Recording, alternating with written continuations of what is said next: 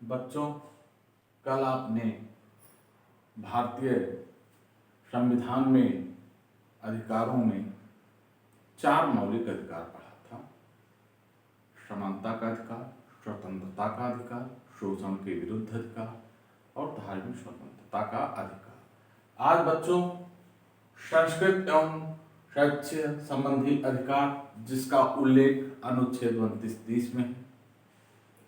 इसमें बच्चों अल्पसंख्यकों को भाषा एवं संस्कृति के संरक्षण का अधिकार दिया गया है। साथ ही साथ अल्पसंख्यकों को शैक्षिक संस्थाएं स्थापित करने का अधिकार दिया गया है। यह अनुच्छेद 29 और 30 में वर्णित है। बच्चों, जो लास्ट अधिकार आता है संवैधानिक उपचारों का अधिकार, उसका उल्लेख अनुच्छेद 32 में किया गया है।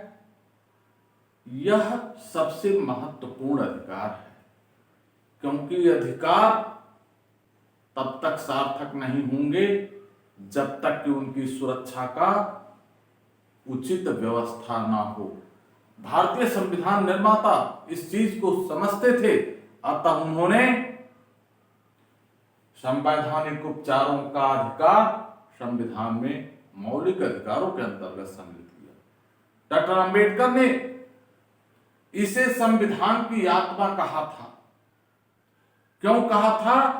क्योंकि इस अनुच्छेद के तहत आपको अधिकार प्राप्त होता है कि अगर आपके किसी अन्य मौलिक अधिकारों का उल्लंघन हो रहा है तो आप सीधे सर्वोच्च न्यायालय में अनुच्छेद 32 के तहत याचिका दाखिल कर सकते हैं। और न्यायालय इसमें 5 प्रकार की रिट जारी कर सकता है। पहला, बंदी प्रत्यक्षीकरण।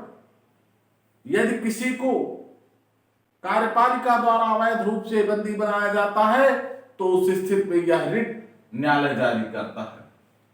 परमादेश, जब कोई सार्वजनिक कर्मचारी अपने कार्यों का निर्वहन नहीं करता है तो उस स्थिति में परमादेश न्यायालय द्वारा जारी किया जाता। हम आदेश देते हैं, इसका अर्थ है हम आदेश देते हैं। निषेध, तीसरा आता है निषेध, ये मना करना। अर्थात जब कोई निचली अदालत अपने अधिकार क्षेत्रों से इतर सुनवाई करती है तो उसे ऊपर की सर्वोच्च न्यायालय में ऐसा करने से रोकती है, मना करती है। उस स्थिति में निषेध रिट जारी करता है। चौथा था उत्प्रेषण, ऊपर भेजना, ऊपर प्रेषित करना। जब कोई निचली अदालत अधिकार क्षेत्रों का अतिक्रमण करते हुए सुनवाई करती है तब ऊपरी अदालत उस मुकदमे को किसी ऊपर के न्यायालय में भेजने के लिए ये आदेश जारी करती है। फिर अधिकार परीक्षा, अर्थात आपको क्या अधिकार है? जब कोई व्यक्ति अवैध रूप से किसी पद को प्राप्त कर लेता है, ले लेता है, जबरन कब्जा करता है, तो उस स्थिति में न्यायालय उससे पूछती है आपको क्या अधिकार है, और न्यायालय उसमें अधिकार परीक्षा रिट जारी करती है। इस तरह बच्चों ये मौलिक अधिकार यही समाप्त होता है। अब हम पढ़ेंगे नीति निर्देशक तत्व। बच्चों, नीति निर्देशक तत्व, जैसा नाम से स्पष्ट है, ये वो नीतियां हैं जो निर्देश दी गई। किसको? राज्य को। देखिए, सभी संसाधन उस समय देश में उपलब्ध नहीं थे कि सभी को एक साथ लागू किया जा सके। ऐसी स्थिति में संविधान निर्माताओं ने संविधान में ऐसा उल्लेख किया, राज्य को निर्देशित किया कि संसाधनों के पूर्ण होने पर इन नीतियों को लागू किया जाएगा। इसका उल्लेख संविधान के भाग 4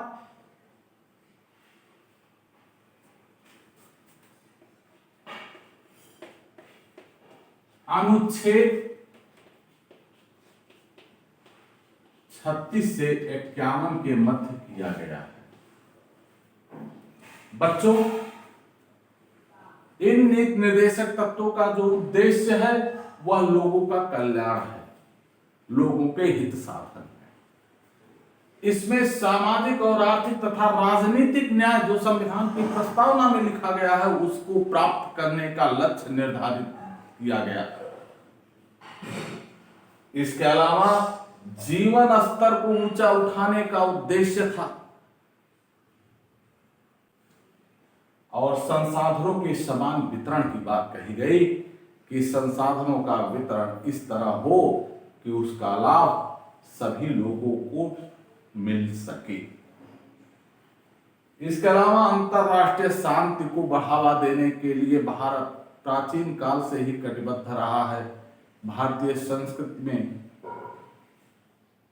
इसका उल्लेख भी है, जिसे भारतीय संविधान निर्माताओं ने संविधान में उल्लेखित किया। इस निर्देशक तत्वों के अंतर्गत जो प्रमुख बातें हैं, समान नागरिक संहिता थी, समान कार्य के लिए समान वेतन, कामगारों को प्रबंधन में उचित हिस्सेदारी, कामगारों की सेवा सुरक्षा, महिलाओं को प्रसूति सहायता, अशक्त गरीबों को निःशुल्क विधिक सहायता, संसाधनों के वितरण। इसके अलावा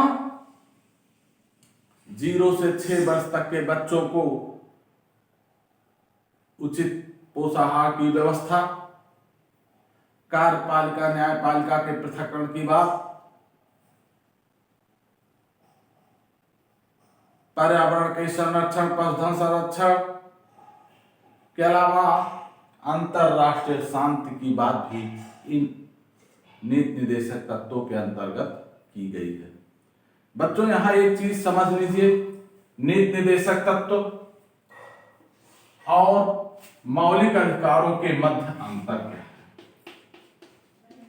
जो मौलिक अधिकारों के हैं, मौलिक अधिकारों के उल्लंघन में आप न्यायालय की शरण में जा सकते हैं, जबकि नीति निर्देशक तत्वों के लिए आप न्यायालय की शरण में नहीं जा सकते। ये राज्य के निषेधात्मक अधिकार है, ये राज्य के सकारात्मक अधिकार है। इन्हें करने के लिए राज्यों को प्रेरित किया गया है। इसी तरह यह अधिकार जो आपको मिले हैं, ये जहां सामाजिक न्याय की बात करते हैं, वहीं ये आर्थिक और राजनीतिक की बात करते हैं। यह बातें हैं। और मौलिक अधिकारों को नीति निर्देशक तत्वों पे वरीयता प्राप्त है। वरीयता मतलब नीति निर्देशक तत्वों को लागू करने के लिए मौलिक अधिकारों का उल्लंघन नहीं किया जा सकता। केवल 2 अनुच्छेद ऐसे हैं, अनुच्छेद 39 बी और सी, जिनको लागू करने के लिए प्रतिबंध नहीं है। अब बच्चों, हम आगे बढ़ते हैं मूल कर्तव्यों की तरफ। मूल कर्तव्य,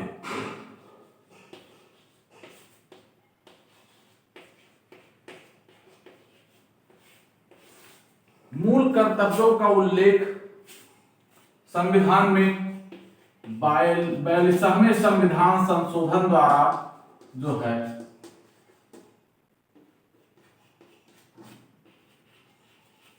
संविधान संशोधन द्वारा किया गया था। इसमें डॉक्टर स्वर्ण सिंह कमेटी गठित की गई थी। उस कमेटी की सिफारिश के आधार पे 10 मूल कर्तव्यों को डाला गया था। उन्होंने एक सिफारिश और की थी कि मूल कर्तव्यों के उल्लंघन की स्थिति में सजा का प्रावधान हो, जिसे सरकार ने स्वीकार नहीं किया। वर्तमान समय में कुल 11 मौलिक अधिकार आपको मिले हैं, जिनका उल्लेख आपकी पुस्तकों में किया गया है। हर किताबों में मौलिक अधिकारों का उल्लेख किया गया है। मूल कर्तव्यों का। ये मूल कर्तव्य व्यक्ति को उनके व्यवहार के लिए उनको एक नैतिक आदर्श संबल प्रदान करते हैं। राष्ट्रीय गान का आदर करना, राष्ट्रीय स्मारकों को सुरक्षित करना, राष्ट्रीय जो स्वतंत्रता संग्राम सेनानियों उनके आदर्श को अपनाना, पर्यावरण का संरक्षण, पर्यावरण संरक्षण, ये आदि अनेक बातें इसमें समाहित की गई हैं। बच्चों, इसके बाद हम आगे के वीडियो में अगला पढ़ेंगे। धन्यवाद।